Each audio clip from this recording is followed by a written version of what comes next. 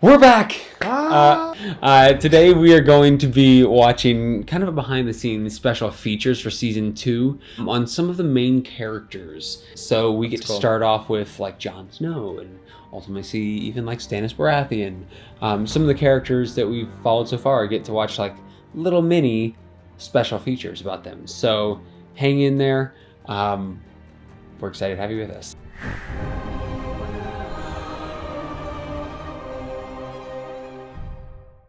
Jon Snow. This season, Jon is kind of coming to terms with his father's death, and he's trying not to think about his brother too much.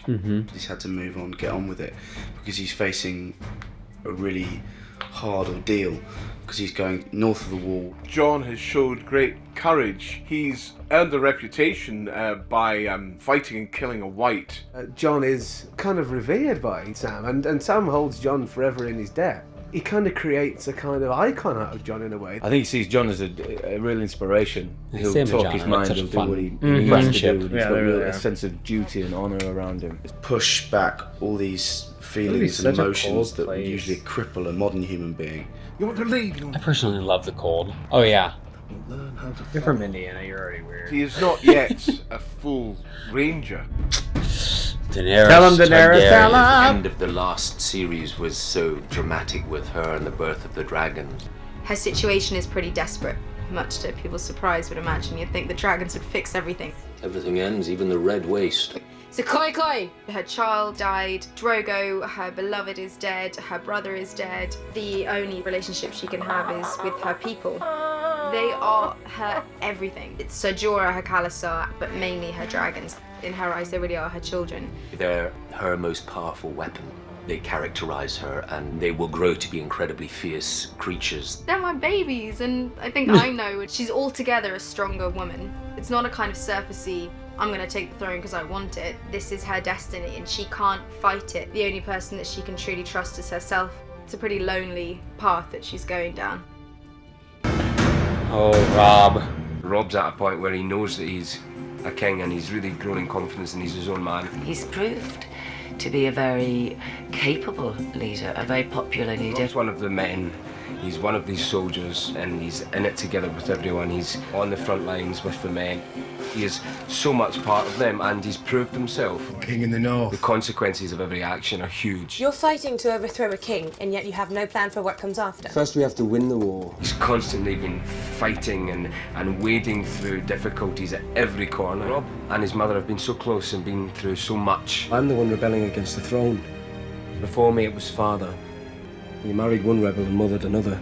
I mothered more than just rebels. But his relationship with his mother's starting to change quite dramatically. He really has grown Tell a him lot what to do. in a He couple has of to years make his here. own decisions. Rob's priorities are not only now to his sisters, to his brothers, to Winterfell, but very much so to a whole army that he's leading. Joffrey. That moment, I like her pretty. For my character, Season 2 is about fitting into his role as king. Killing you would send your brother a message. He's testing his limits and kind of finding that he doesn't have any limits. The king can do as he likes! Joffrey is the ruling king, and in Cersei's mind, it was a great idea until the beheading. You did nothing.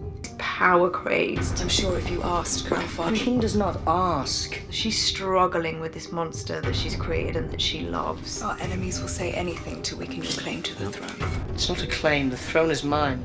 Tyrion thinks Joffrey is a far less than adequate king. Joffrey thinks that he has the right to do these things just because he is the king. He doesn't have any empathy for anybody. For him, it's a lot about establishing his power.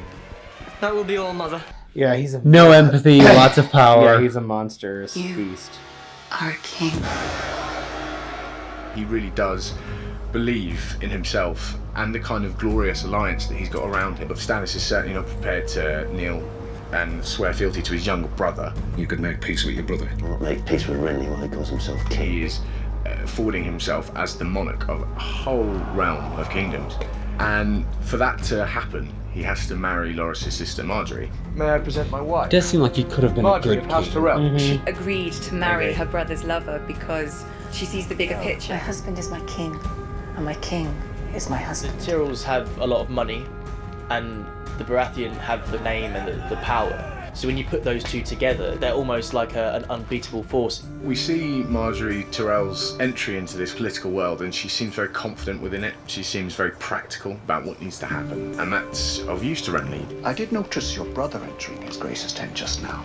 The place of a king's guard is by the king's side. She is prepared to do what it takes. It's important to him that he takes on the responsibility of being a king. He sees it as an opportunity to get the kingdom to where it needs to be. Stannis is a warrior, severe and puritanical. His main concern seems to be justice.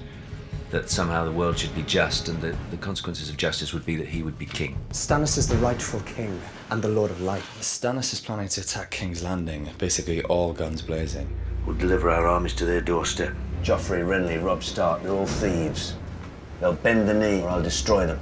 He's very rigid, very go along with this, and has a huge army. Look across those fields, brother. Davos is Stannis' most trusted advisor. There's no man in the Seven Kingdoms more honourable than Stannis Baratheon. Davos is his consigliere. He's one of his most trusted confidants, alongside Melisandre. She sees that Stannis will be king. Stannis Baratheon, your sword awaits you. Melisandre comes from some distant land, and she brings with her a new religion. The night is dark and full of terror. He thinks Stannis, he's a special. Stannis will perhaps do anything to get the throne. Oh, and Lannisters are going to reject your terms. one of the most complicated characters. We can fight them in the field as long as you like, but we won't beat them until you take King's Landing. My father has ships and men who know how to sail. Theon comes to Pike and he's extremely seems so surprised genuine. by the greeting that he doesn't get. Yes. Everyone's changed and no one recognises him. What's he carrying? The heir to Pike and the Iron Islands. Balon Greyjoy used to be king of the Iron Islands, and then he rose in revolt. The Greyjoys were against Robert's rebellion, basically, and they kind of came up against him and they lost. And as a result, his two elder sons were killed, and he had to give up his son Theon as a hostage for his own good behaviour.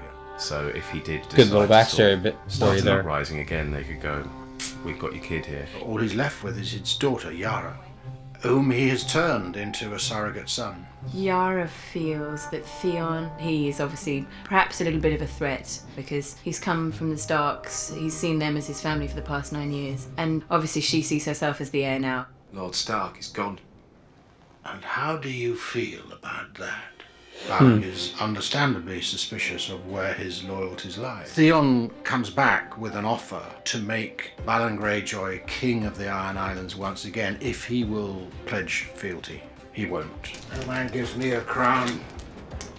I pay the iron price. We don't plant the fields. We don't sow. We take what is ours. That is who I am. That is who we have always been. His homecoming, he sees it as a big event. It doesn't really turn out that way. No, it really doesn't, does it? No. They're just like, yeah, okay, great, glad to see you. They just showed his intro bit. They didn't even show him, like, deciding to betray everybody. Oh man, Theon's so complicated. He really is. I feel like I could talk for an hour about Theon. He's probably guys. the most complicated character, actually, just because you don't know which direction he's going at any given moment. Every character has something that really motivates them, you know? Like, Cersei is obviously a monster birthing monsters, but she seems genuine when it comes to her kids, you know? A monster birthing monster. She is. Yeah, she's kind of a birthing monster. She kind of is. She is. You know, but like when it comes to her kids, I think she genuinely seems to care, you know? And yeah, it's true. She wants him to succeed, and like she said in that bit, she's like, yeah, like when he cut his head off, she knew she had lost control of him. I kind of feel like Theon wants to belong, and he doesn't, you know? He was raised in the North, and not accepted as a Northerner, and then he went home to the islands and was not accepted as a Greyjoy anymore, even, you know, let alone an heir. Yeah. Just makes him make rash decisions.